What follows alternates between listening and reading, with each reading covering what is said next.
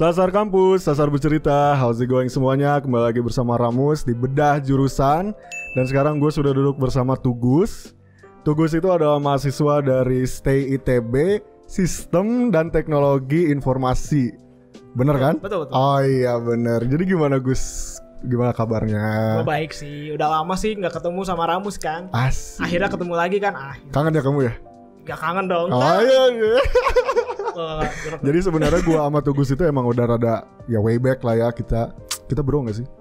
Kita bro sohib banget sih? loh. Oh bro banget. Selama ya. SMA kan kita bro banget. Oh iya dong. Perjuangan kita kelas 3 gitu kan. Wah, Bener capek banget. sih. Emang kita ngapain kelas 3? Di klub itu kan. Oh iya Capek kan? bener. Iya pokoknya. Gimana sekarang jadi anak ITB nih?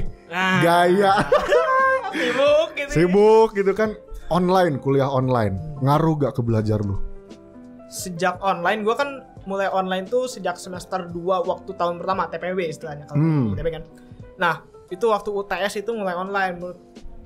Jujur ya, kalau aku tuh lebih suka kalau offline karena orangnya aku ekstrovert kan, ekstrovert, jadi Iya banget. jadi berinteraksi sama orang tuh jauh membuat aku semangat gitu kan. Tapi begitu online benar-benar diuji gitu, kayak bisa nggak ya gue survive sendiri. Lagi kalau teman kan biasanya kalau gue di stay itu waktu itu temannya masih kayak teman-teman kan sekelas gitu, jadi makan bareng dan lain-lain. Begitu online kan diuji banget nih teman-teman lu siapa yang benerannya gitu. Jadi insecure ya lu ya? Di insecure kan kayak, aduh gimana ya gitu, survive nggak ya gue di TPB ini semester 2. Apalagi semester 2 nya stay itu menurut gue paling berat waktu itu semester gitu? 2. Beda banget sama semester 1 gitu kan. Jadi waktu itu akhirnya gue sama teman-teman gitu mulai bonding walaupun online gitu kan. Jadi mulai merasakan bahwa oh ini pertemanan sebenarnya itu kayak gini gitu. Jadi saling bahu-membahu, bantu. Jadi akhirnya survive tuh semester 2. Alhamdulillah. Syukurlah. Ya begitu semoga semester 3. Nah beda nih kan, teman-temannya baru lagi kan. Oh dipecah lagi ya? Dipecah lagi karena waktu TP kan TPB-nya bareng tuh, nggak ada jurusan gitu kan. Jurusan tuh baru tahun kedua, baru semester 3. Nah waktu itu gue akhirnya milihnya Sistem dan Teknologi Informasi. Nah mayoritas teman-teman gue tuh pada informatika kan. Nah jadi waktu gue masuk jurusan baru harus nyari teman lagi. Akhirnya setelah beberapa lama kita ikut Osjur, akhirnya nemu lagi nih teman-teman baru gitu dan lebih klop juga dan lain-lain gitu. Alhamdulillah ya, semoga aja bisa so on gitu kan. Persahabatannya tuh langgeng gitu ya. Karena nggak bisa apa-apa kalau kita nggak punya teman. Kita kan makhluk sosial. Bener banget. Gus, sebelum kita ngebicarain tentang jurusan lu secara spesifik, gue pengen ngomongin tentang lu nya nih, gitu backstory. Kenapa lu bisa masuk ke STI ya, STI ITB atau secara spesifik STI ITB lah gitu. Jadi pertama sejak dulu sih waktu SD gue nggak pernah kepikiran untuk masuk yang kayak STI gitu, informatika atau berbau elektro dan informatika lah ya. Gue pengennya dulu jadi ilmuwan matematika dulu. Tapi kayaknya setelah beriring waktu matematika tuh makin lama kayak lumayan boring sih menurut gue waktu itu. Apa ya nyari yang bagus gitu. Habis itu lihat ayah kerjanya bagian data-data gitu, data science, programming, kerja di Telkom. Jadi ngelihat kan workflow ayah gimana, kayak oh jadi kerjanya ngurusin data, belajar data science, mulai dari sana tuh mulai terbangkit. Kayaknya menarik nih yang bagian-bagian informatika gitu. Sebenarnya tertariknya pertama ke informatika gitu. Akhirnya waktu SMA nih udah mulai diuji, kan masuk STI ITB gitu. Pertama ngedenger namanya udah merinding gitu kan, kayak ini kayaknya di bawah FKUI doang gitu kan. Kayak susah banget nih kayaknya masuknya. Jadi waktu masuk SMA, aku SMA 3 kan. Bareng kan kita ya? Iya bareng. SMA 3 aku merasa wah, aku mau coba dulu ngejar SNM walaupun aku nggak pernah berharap dapat SNM karena aku tahu SNM itu istilahnya kalau kasarnya dump luck gitu, kayak itu luck banget itu, faktor lucknya sangat tinggi dibandingkan deserve gitu menurut gue ya. Ngerti. Di SMA 3. Jadi gue nggak pernah ngarep lah SNM, gue cuma berharap gue belajar yang benar, siapa tahu nggak ada yang tahu karena kan. Gue bisa dapat SNM nggak ada yang tahu kan. Bener. Nah selama SMA gue belajar ya gitu-gitu aja sih sebenarnya, nggak terlalu over, nggak kurang juga, nggak nge-skip belajar juga, tapi pokoknya menurut gue akademik gue masih dianggap stabil lah stabil meningkat walaupun gak gede tapi masih stabil lah. Stabil di SMA 3 itu sangatlah bagus loh Gus. Wah iya. Aku nggak pernah stabil abisnya di SMA 3. Ya nggak apa-apa. Tapi kan sekarang kuliah Oh langsung. iya. Tapi gitu. Jadi gua berusaha untuk setidaknya nggak turun lah nilai gua waktu di SMA gitu. Dan akhirnya itu pay off. Tapi waktu kelas 3 udah giliran mau les nggak atau apa karena gue harus mempersiapkan buat UTBK kan. Iya. UTBK sebagai kayak udahlah gue harus masuk stay pakai UTBK gue mikirin waktu kelas 3 gitu. Habis itu udah les tuh di salah satu bimbel yang ternama yang berwarna gitu ya. Ah iya, aku sangat tahu. Tahu ya? Tahu. Nah, ya. Udah tuh belajar setahun capek banget. Udah nggak ngarep sama sekali SNMPTN karena waktu itu tuh kan bilangnya cuma berapa orang yang dapat SNMPTN gitu. Dikurangin gitu kan kuotanya kayak. Udahlah.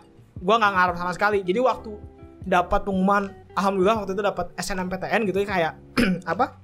Bisa daftar gitu kan. Pertama kali, wah lumayan gitu. Cuman orang-orang kan bilang, "Gus lu daftar apa? Jujur gue sampai kelas 3 gue gak punya pilihan lain selain stay ITB. Emang udah mantep di sana. Walaupun gue akhirnya jaga-jaga waktu itu daftar swasta juga ke TELU, informatika TELU. TELU. Jadi kamu sebenarnya bisa bareng sama aku gitu. Ya, sebenarnya bisa. Nah, gue tuh udah dapet TELU waktu November. Oh, dapat juga. November 2018 berarti ya. November 2018 tuh udah terima bahwa udah jadi mahasiswa TELU, tinggal daftar-daftar sama menyelesaikan. Cuman kan kayak wah syukur gitu kan dapat. Iya. Di TELU gitu. Tapi kan masih mau berusaha tetap kan, kayak masih Betul. di les gitu kan. Betul. Pengen berusaha UTBK. Terus abis itu akhirnya pas orang-orang nanya daftar apa Gus, gue cuma punya pilihan stay kan. Jadi pilihan aku walaupun SNMPTN bisa 2, cuma 1 milihnya. Stay ITB, udah titik, nggak mau milih yang lain. Nggak mau yang lain. Udah kayak udahlah, apapun hasilnya gue serahkan kepada Tuhan, gue tetap effort untuk UTBK gitu. Nice. Begitu pengumuman, gue nggak mau buka. Orang-orang kan buka jam 5 pagi ada yang udah buka kan. Itu lagi ujian sekolah kan kalau nggak salah waktu itu kita. Ujian sekolah orang-orang pada buka, dapat loh. Gue nggak berani buka. Gue mending waktu itu tutorial dulu di tempat les. Sampai akhirnya pulang di rumah. Kan ada ibu gitu. Iya. Ada ibu nggak ada ayah sih waktu itu, ayah lagi di luar kota. Habis itu ada ibu kan bilang, "Mah mau temenin buka pengumuman nggak?" Ibu gue juga nggak pernah ngarep SNMPTN karena tahu wah saingan di SMA 3 kan banyak ya, maksudnya pinter-pinter semua, dan gue merasa kayaknya gue bukan orang yang tepat kalau orang mau milih gue sebagai anak SNM gitu. Apalagi daftarnya cuma 1, stay ITB gitu. Prestis tinggi gitu gue rasanya. Ibu gue juga bilang udahlah nggak usah dibuka gitu, paling juga cuma merah gitu atau paling juga nggak dapet gitu. Cuman gue insist gitu kan, kayak udahlah nggak apa-apa, cek aja gitu. Habis itu cek gitu, gue lihat pertama warna hijau kan. Ini enggak, bukan. Pertama tuh enggak langsung hijau, pertama merah gitu. Udahlah gitu. Ternyata gue salah masukin tanggal lahir. Oke, gue ulang lagi itu kayak jantungnya naik dulu terus kayak ternyata salah gitu. Akhirnya gue masukin tanggal lahir yang benar. Udah pesimis kan, masukin ternyata hijau. Selamat Anda diterima di sekolah teknik. Itu gue kaget kan, kayak nyetung dulu 2 detik gitu. Mah, apa? Dapat gitu. Bohong katanya ibu gitu. Pertama bohong katanya. Enggak serius lihat. Disbelief man. Disbelief karena enggak percaya anak pertamanya gitu yang belajarnya kelihatannya biasa aja menurut dia. Tapi bisa gitu. Habis itu pas lihat bengong dulu ibu gua. Terus habis itu langsung nangis gitu. Langsung meluk gitu. Itu sangat emosional sih. Itu salah satu pencapaian gua yang gua masih enggak nyangka gua bisa dapat. Akhirnya gua diterima di stay sebagai mahasiswa SNMPTN. Mantap. Guys, applause atau guys? Gitu dong. Itu tuh karena lu efek ngebuka itu tuh bareng sama ibu lu gitu. Prestasi gua yang ibu gua ngelihat gua itu adalah gua akhirnya dapat nilai 50 di matematika minat. Gitu. Tapi tetap prestasi. Buktinya sekarang kuliah kayak Nggak ada yang gagal. Pasti tetap sukses. Bener banget. Everyone has their own advantage. Yes, everyone has their own timeline. Nah, gitu. Itu dia. Mungkin ada yang suksesnya di akhir-akhir, ada juga yang di awal-awal sukses duluan. Jadi kita nggak perlu takut gitu kalau kita gagal duluan. Nah, oke guys. Oke, terima kasih Gus. Terima kasih. Enggak bercanda. Akhirnya udah selesai gitu.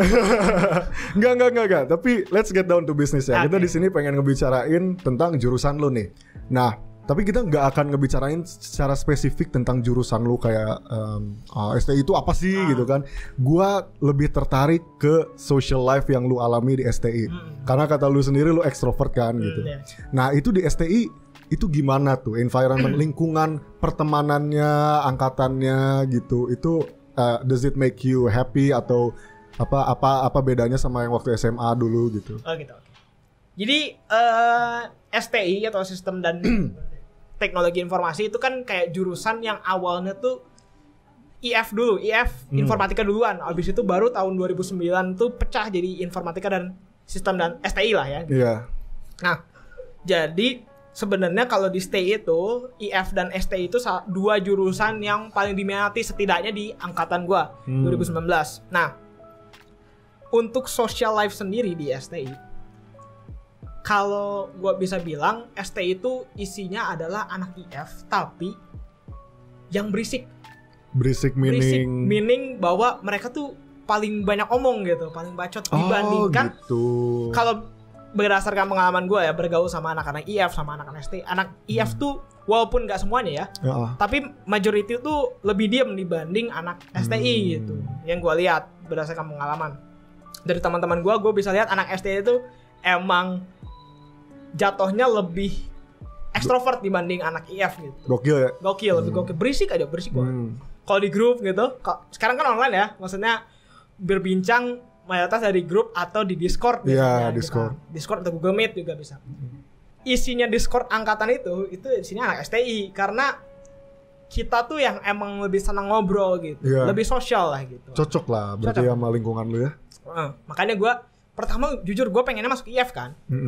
Cuman setelah ngelihat karakter gue, terus kayak kapabilitas gue merasa STI lebih cocok untuk karakter gue karena gue lebih suka explore dan lebih suka berinteraksi dengan orang gitu, nggak cuma berinteraksi dengan laptop. Gitu. Jadi gue adalah STI gitu.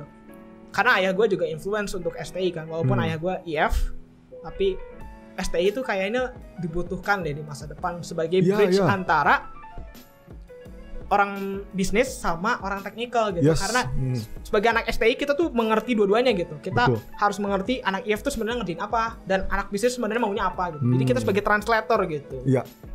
Makanya gue masuknya STI. Dan untuk social life asik sih jujur. Selama online gini, walaupun online gue masih merasa gitu, masih terasa bahwa anak ST itu jauh lebih solid gitu dibanding anak IF gitu kalau berdasarkan pengalaman gue. Nah ini sebenarnya yang pengen gue tanyain sejak pertama kali gue ngelihat lu lagi sekarang ya, gue bisa lihat itu di mata lu ada kantung mata yang sangat-sangat black. Itu karena apa? Itu karena tugas atau karena party saking apa STI itu anaknya gitu? Sebenarnya gue tuh lebih sering begadang karena sekarang kelas gue siang dan tugasnya lumayan karena online. Jadi kalau orang di stay ya, orang tuh menganggap bahwa jurusan paling santai di stay atau mungkin bahkan di seluruh ITB gitu, jurusan paling santai tuh STI gitu. Gue masuk STI bukan karena itu jujur ya. Cuman terinfluence juga karena kayaknya STI lebih santai dibanding informatika gitu. Cuman ternyata enggak kayak gitu. Anak STI itu bukan yang santai yang kayak enggak ngapa-ngapain sama kuliah, enggak. Kita tetap punya tugas dan tugas kita tuh lumayan demanding gitu dan lumayan time consuming juga. Jadi gue sering begadang dulu kan. Soalnya begadangnya ngerjain tugas itu bareng kita. Karena sekarang kan gue sosial kan anaknya gitu. Sosial dan anak STI juga sama kayak gue lah, at least gitu mirip. Jadi kita sering Discord atau sering Google Meet bareng. Kita tuh kayak ngerjain tugas dari jam 9 sampai jam 3 gitu kadang-kadang. Itu karena dibarengin dengan ngobrol juga gitu. Jadi imbang lah gitu. Jadi gue sering begadangnya gara-gara itu sih sebenarnya. Jadi nugas gak jenuh lah ya? Nugas gak jenuh karena emang butuh banget sih temen. Jangan sedih gitu waktu. But wait, karena sekarang kuliah online, does it help? Apakah itu ngebantu kayak cara lu mengerjakan tugas? Karena kan ya misalnya yang tadi yang lu bilang IF itu kan biasanya ngobrol sama laptop gitu. Kalau lu gimana sih di STI? Jadi maksudnya kalau online tuh apakah membantu gua untuk lebih connect dengan STI? Jujur kalau online membantu connect sih masih kalah jauh sama offline ya. Maksudnya kalau gue lihat angkatan-angkatan atas itu solid banget anak STI-nya karena mereka first hand udah langsung ketemu gitu kan. Kelas pertama ketemu, jadi angkatan gue tuh baru nih STI-nya jadi 2 kelas. Awalnya cuma 1 kelas, 52 orang biasanya. 52 orang 1 kelas selama 3 tahun solid lah ya. Iya. Nah, angkatan gue 2 kelas jadi 118 orang kalau nggak salah. Dan online gitu. Jadi sebenarnya bondingnya tuh belum terlalu menurut gue. I get you. Jadi sekarang tuh masih circle jatuhnya. Iya. Tapi kita tuh orangnya berisik di grup biasanya gitu. Jadi kayak kita nggak ngelihat kalau gue denger cerita-cerita anak IF atau apa, grup kelas tuh sepi. Tapi kalau grup STI, grup kelas tuh rame gitu. Benchmarknya mungkin itu yang baru bisa gue kasih karena gue masih online dan belum pernah ketemu secara langsung sama teman-teman STI gitu. Tapi strategi kita pas online supaya bisa tetap in touch gitu ya, kita cuma pakai Discord atau Google Meet bareng. Setelah kita ngafe di Google Meet gitu. Jadi menurut gue online ini cukup susah untuk bonding sih. Untuk anak STI terutama. Tapi jangan sampai online itu kayak sebagai suatu hambatan buat bersosialisasi. Ya nggak sih? Karena kan emang masih banyak ways to socialize kan. Cuman beda aja kalau misalnya dari offline gitu. Karena kan terpaut jarak ya sekarang. Iya, bener banget. Ya, bagus. Emang susah sih gitu. Tapi that doesn't stop us gitu kan to socialize gitu. Betul. Gus, tadi juga sebenarnya gue sempat interview sama Dira kan. Dira itu kan IF kan. Dira STI loh. Oh sorry. Sorry. Aku lupa. Dira itu STI sama kayak lu kan. STI juga. Dan ini adalah pertanyaan yang sama yang akan gue tanyakan ke lu. Karena gue tahu lu juga adalah kaum ini. Apa? Kaitannya wibu sama STI apa sih? Aduh, jadi wibu itu selalu dicap untuk setiap angkatan di STI dari pertama masuk. Gue ingat banget kalau mungkin orang-orang belum pada tahu ya. Jadi waktu di penerimaan mahasiswa baru STI, enggak STI doang, semua ya di ITB kan di Sabuga tuh. Terus habis itu gue sempat punya kesempatan untuk maju untuk bertanya sebuah pertanyaan gitu. Di Sabuga nih ya. Isinya 4.000 orang kan. Mungkin Farih inget deh, gue pernah maju kan. Wah kan ya ampun.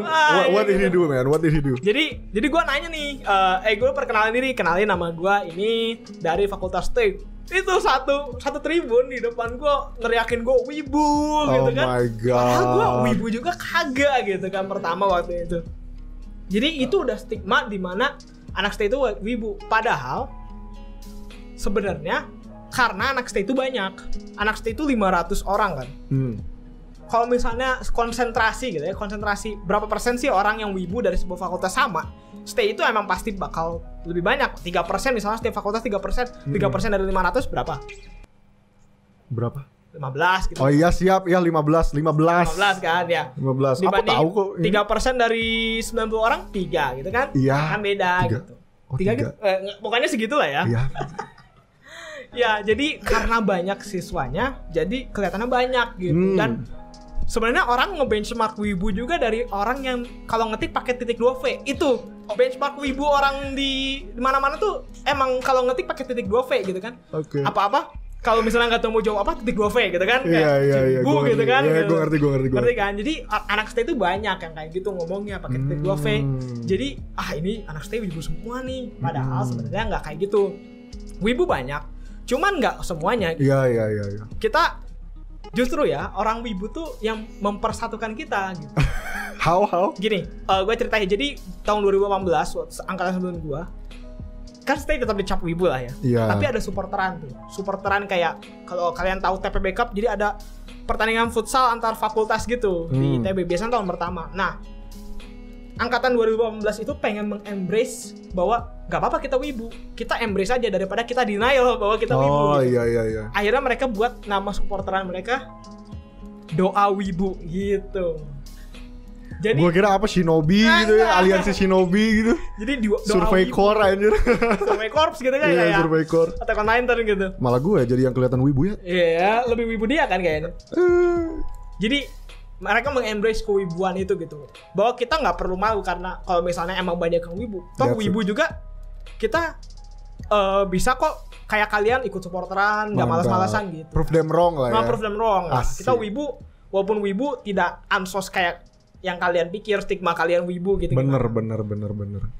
Tapi ya wibu banyak. Gue akhir-akhir ini baru tuh nonton anime, walaupun gue masih denial gue wibu, tapi wibu tuh emang kenapa gitu? Ya emang kenapa, apa salahnya lah Apa salahnya? Kecuali kalau kalian gak suka orang ngomong titik 2 V gitu ya, langsung ngatain orang wibu ya.